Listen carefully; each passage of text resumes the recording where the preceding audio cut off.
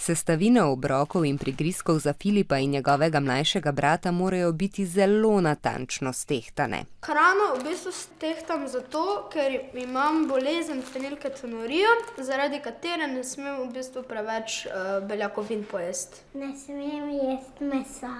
Pa tudi sira in druge hrane, ki je bogata z beljakovinami, ne. Namesto mesa pijemo v bistvu midva napitek.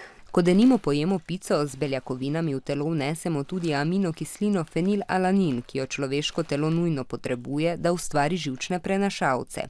Ker pa z beljakovinsko hrano navadno vnesemo več fenilalanina, kot ga potrebujemo, telo odvečno količino razgradi in odstrani iz telesa. Pri osebah, ki imajo bolezen, imenovano fenilketonurija, pa telo tega ne zmore, zato se začne fenilalanin kopičiti v krvi in prehaja v možgane. Če bi jaz to vsak dan jedel preveč beljakovin, bi mi možgani nehali tako dobro delovati, bi v bistvu mi telo ne bi tako dobro delovalo, ne.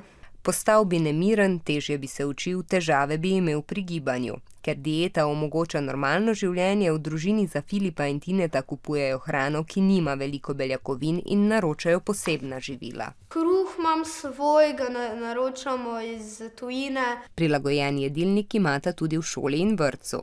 Vprašajo, ja, na kaj pa si alergičen? V bistvu jaz potem povem, da to ni alergija, ampak je to bolezen.